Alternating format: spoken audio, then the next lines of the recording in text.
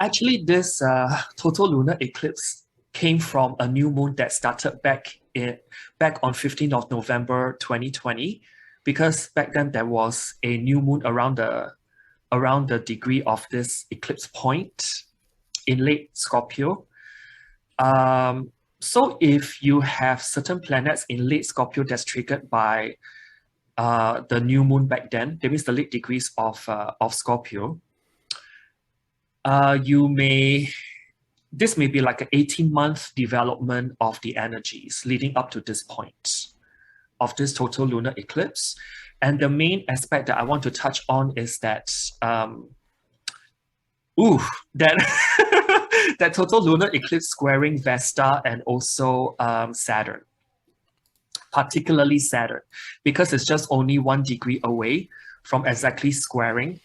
And over this total lunar eclipse, you may kind of have the tendency to conserve your energy and to desire fewer and deeper involvements. So to become more frugal, hopefully, in the backs of that Mercury retrograde in Taurus and Gemini. And you may be more vitalized, I would say, with simplicity. Saturn can also be a very spiritual planet as well. Also by spirituality for that matter.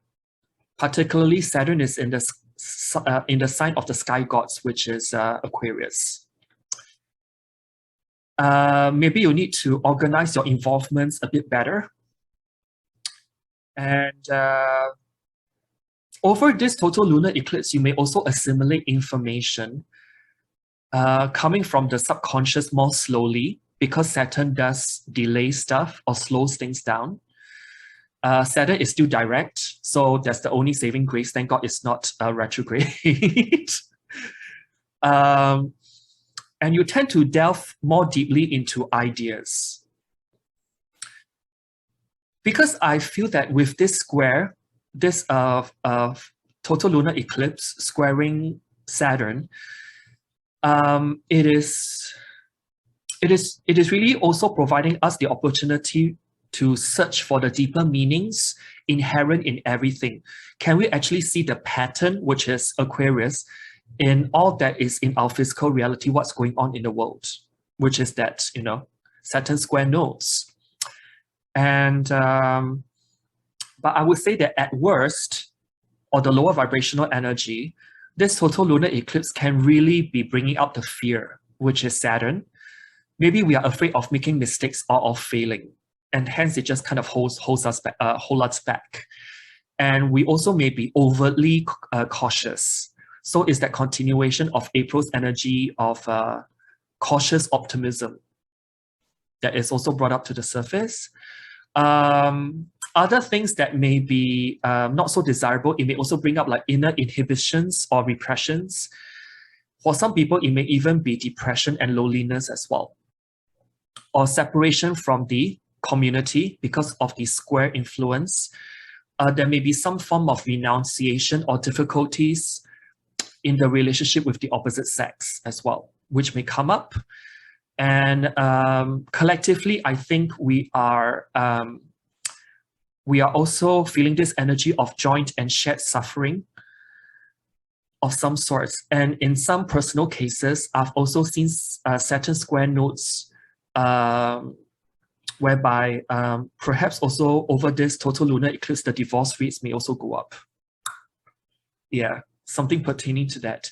And if I were to add Vesta, which is right beside Saturn, into the picture, this really talks about the global supply chain crunch that's persisting, driving sustained higher prices up and up and up, really eroding our purchasing or spending power helplessly. And that's on top of the Mercury retrograde happening in Taurus and Gemini in the background as well. That's captured over here in the eclipse chart. And one important thing is that there's this thing called the ambivalent triangle.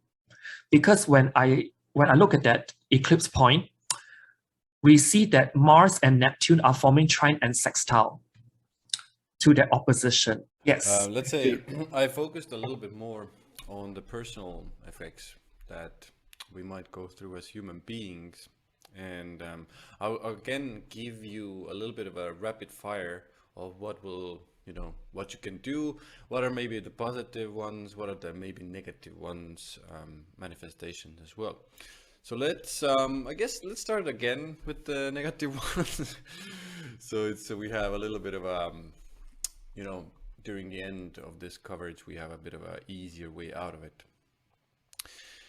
So, like Donnie said, there is a pretty hard aspect there going on. So for me, I translate to definitely an emotional time where the tendency to suppress one's emotions and feelings is high. So how it can look like is you get a reaction, get a feeling, but you suppress it down. But the thing about, especially I would say full moon lunar eclipses is it's very hard to keep it down. Even if there's a suppression, it will just like Tori showed there, it will just explode. But the tendency to want to do it leading up to it is there. So be aware of that. A lot of emotional reactions towards others, manipulation and control instead of emotional mastery. Emotions become too much. So there's so much going on deep down, it can boil up again. Jealousy, suspicion, deep fears come up to the surface to be cleared and to come out into the open and to be healed. So I wrote this one under both negative and positive. So the actual process of this is quite hard and difficult, but the actual result, which is the transformational Scorpio energy, is the phoenix that transformed you or us as a species as well. So because we're all going through it, some more subconsciously, some more consciously, the change or the let's say the potential to be transformed as a species is here, but I think most likely it will be through some hardships. So trauma reactions, getting lost in pain. Now, having to choose between internal and outer desires, letting go of something, receiving something. It's like we really need to balance these, like these extremes of material, internal.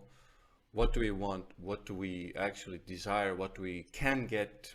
These themes will come out into the open.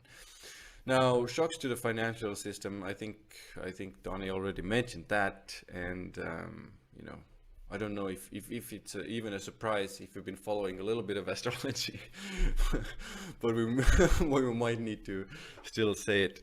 Acts of jealousy. So what I mean by this is like even following others, being obsessed with other people, and I think it's even because it's so much to do with fears. This lunar eclipse for me, it's an important place to look at what is the reality of the situation. What are the deeper fears? Are these deeper fears based in some sort of reality? The line between reality and what we can imagine here. I just want to a little bit urge you that the fears can come up from such a deep space that yes, they might have a little bit of a truth to them, but you might be over twisting it so much that you need to, again, like Donnie said, grounding practices. Really important during this to see and to shift yourself through. Am I being really scared of something that isn't there, or am I really truthful? Is the fear something I really need to look at? Things can seem quite bleak because of that heaviness, personally and globally, societally, wanting to hold on to, grab to old patterns. So this is a lot of this eclipse for me is about releasing those patterns.